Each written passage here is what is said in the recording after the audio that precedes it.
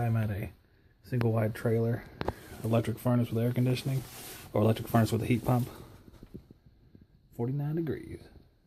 Let's open her up. They said they smelled burning. Here's the inside of the furnace. The coil goes on top. You have a Mortex coil. It's pretty common. ADP makes coils for this too. And there's two control boxes. You have you see a heat pump relay control and just a general element control, sequencers and things will be at the bottom. There's a little disconnect there you can pull out.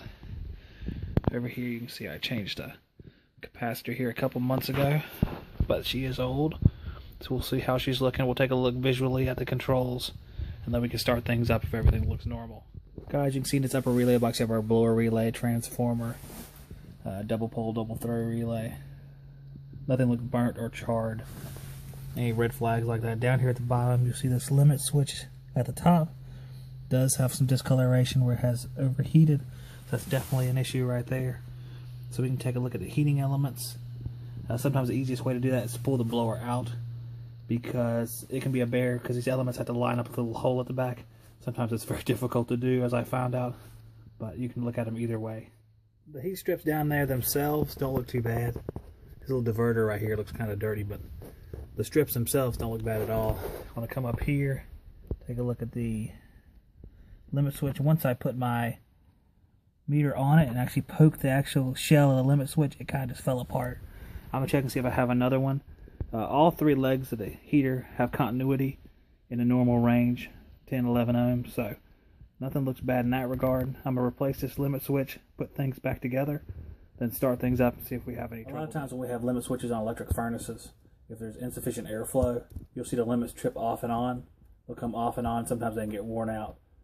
You have to have low airflow. You might not even notice if it's on the line, but you'll see if you have a meter on it or you have voltage across the switch, you'll know it's tripped. So you can tell real easy whether or not it's tripping on and off, which is the case. A lot of times these things are really dirty. The filters are dirty and the coils are dirty. There's insufficient grill space. Like this one, if I look up here, I see it's like a 14 or 16 by 20, which is way too small for a 3-ton machine anyway.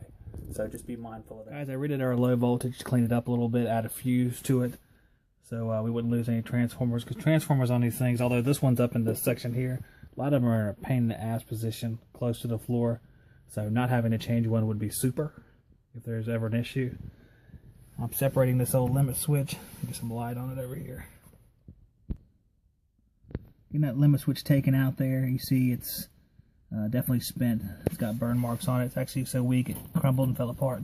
This wire is actually also burnt on the end of it. I'm going to replace this wire going up to the fuse, put everything back together, then we can test it out, see if it's working. I have replaced the limit switch here. You see the shiny new one in the sea of old crap.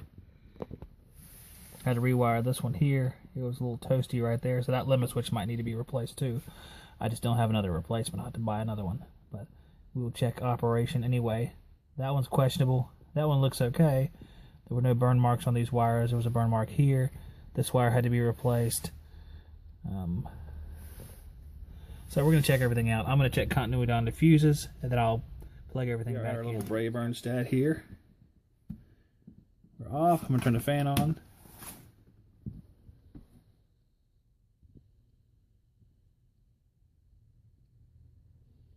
That's a good sign.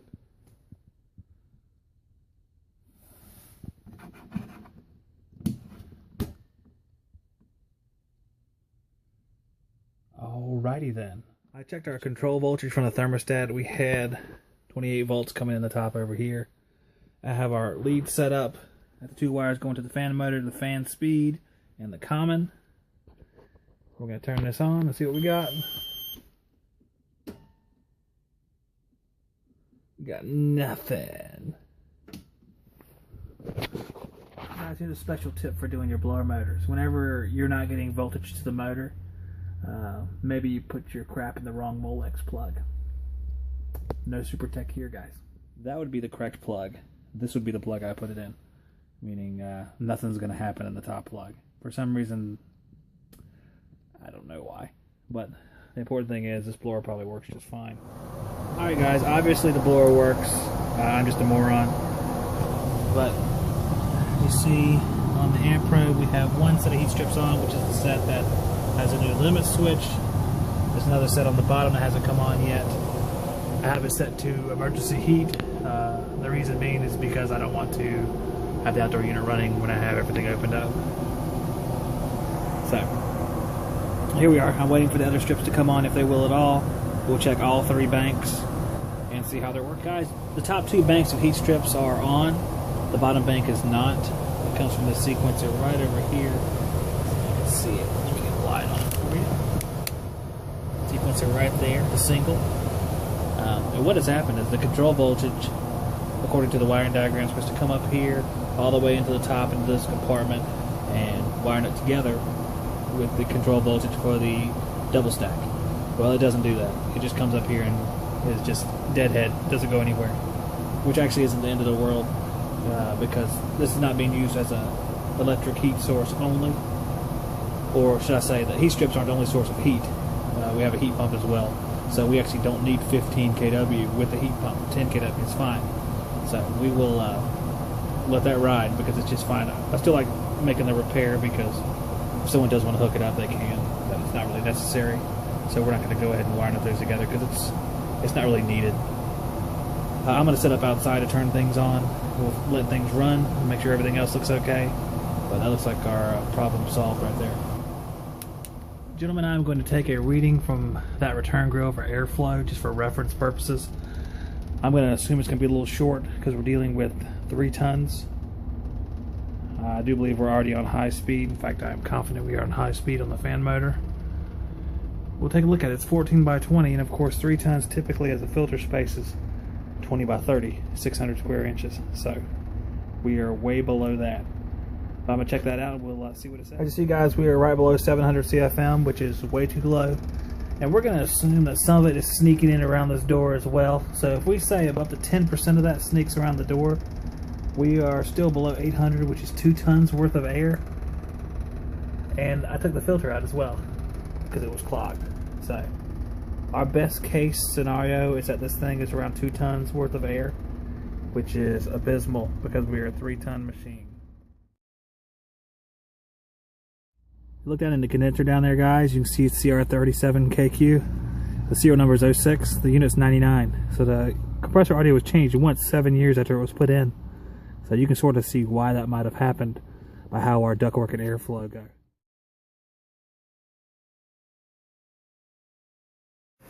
You guys can tell from the eye manifold picture that being in the 30s outside today, that pressure looks pretty good.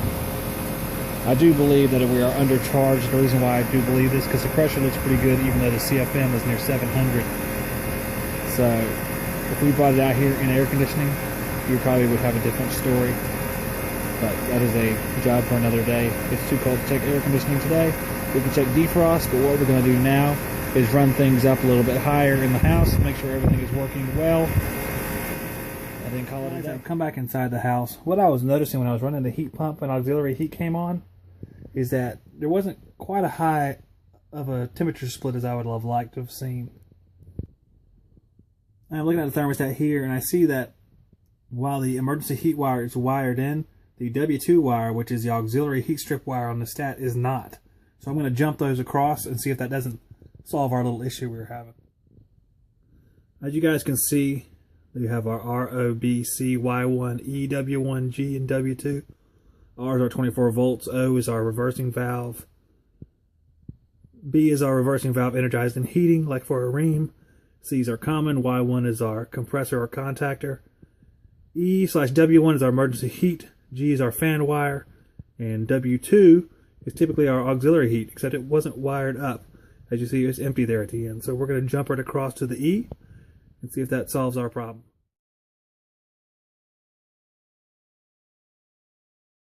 As you guys can see from our temperature split, we definitely solved the issue. 10 kW is running along with the heat pump. The bad part is that you can tell there's low airflow because the temperature split is extreme. We're up near 70 degrees, which will definitely be an issue with tripping the limits on that machine. So we're going to have to take off 5 kW of that heater and just leave it with 5 because it's about the only way we can safely run the machine. And of course we can let them know that, hey, this is not the best scenario, but safety wise we're going to just probably use our string that has a new limit switch on it and do away with that intermediate string that has the older components on it. So that's pretty much what we're going to do here today. We're going to take those off, and as long as it runs well, we'll be done. And I'll see you guys on the next one. As you guys can see down here near the base, we have taken off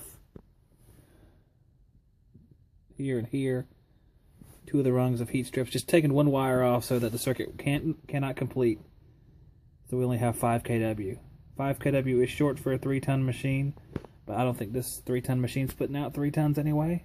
And it has a whole host of issues that need to be addressed. Airflow being number 1, charge that need to be addressed. Obviously, we don't need 15 kW, but it would be nice to have 10 in a perfect situation, but this is not that. So I'm leaving it with 1 strip.